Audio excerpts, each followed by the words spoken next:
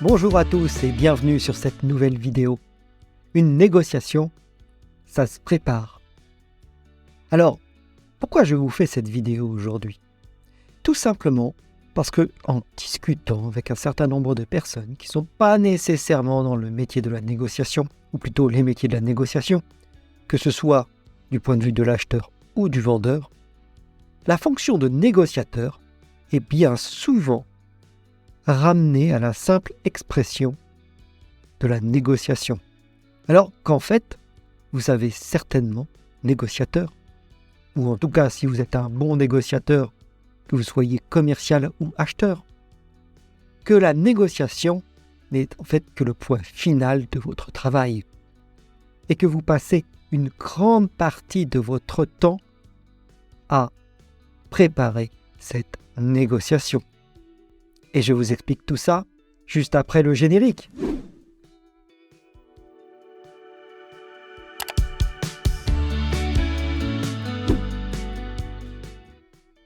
Et oui, tous les bons négociateurs vous le diront.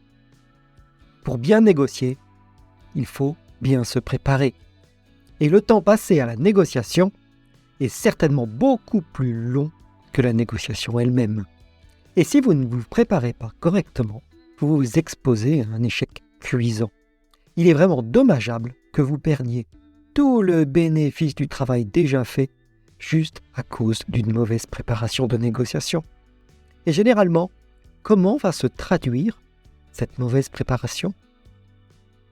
En fait, elle se traduira très souvent par une négociation qui aura un caractère très conflictuel et qui sera difficile à manager, dans laquelle vous serez mal à l'aise. Et qu'est-ce qui va vous amener à cette situation? Généralement, un mauvais ciblage.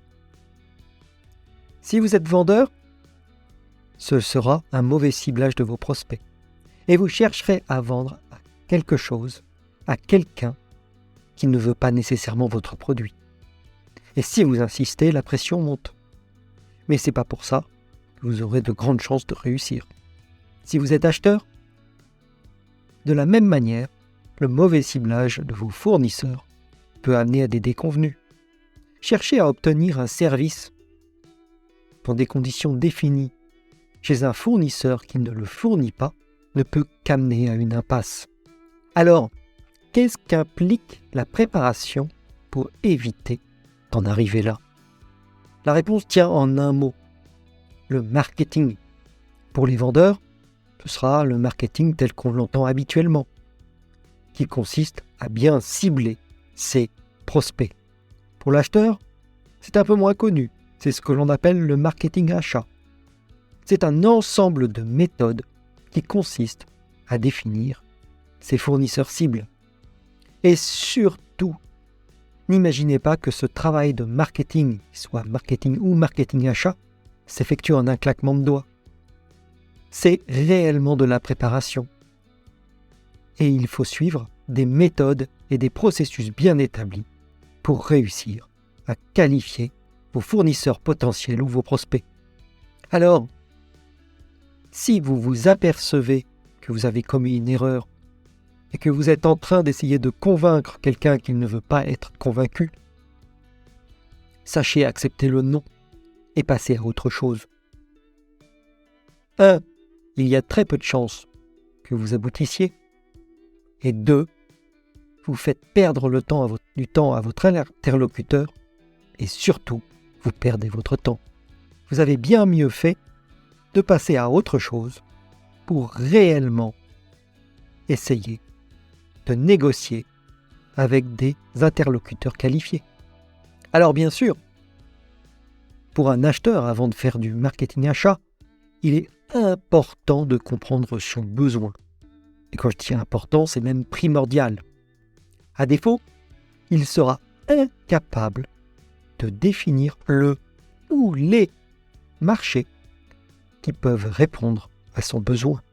Et c'est bien une fois qu'il a défini les différents marchés qui peuvent répondre à un besoin qu'il peut commencer à étudier ces marchés et commencer à qualifier ses fournisseurs potentiels.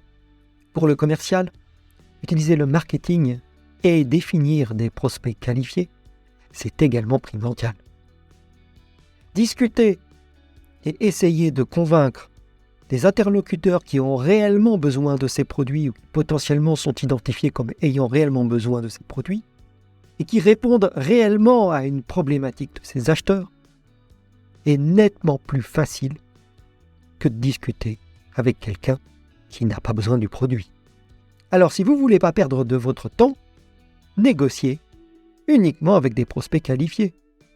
Votre rentabilité n'en sera que meilleure. Et au final, passer et écourter les conversations avec des prospects qui ne sont pas qualifiés ne vous fera que gagner du temps et vous permettra de passer plus vite à un prospect qualifié. Et ceci augmentera votre chiffre d'affaires. Alors, les outils du marketing, soit du marketing ou du marketing achat, sont à prendre au sérieux, à condition de suivre des méthodologies efficaces. Et ce travail est un gage de sérieux et de maturité chez les négociateurs. Et maintenant que vous êtes bien préparé, lancez-vous dans la négociation. Et n'oubliez pas et gardez à l'esprit que la négociation est un échange d'objets visant à obtenir un accord des deux parties. Chaque partie cherchera à obtenir un accord acceptable. Et il n'y aura d'accord que s'il y a une zone d'accord possible. Au final, chaque partie doit sortir d'une négociation en ayant gagné quelque chose. Alors, gardez cela à l'esprit, négociez avec respect, et c'est toute la communauté des négociateurs qui en sortira grandie. Surtout, n'hésitez pas à me mettre en commentaire ci-dessous ce que vous en pensez. Je lirai ça avec attention. N'oubliez pas la cloche, de vous abonner, ainsi que le pouce bleu. Cela aide vraiment à faire connaître cette chaîne. Je vous remercie d'avoir suivi cette vidéo et je vous dis à bientôt sur une autre vidéo.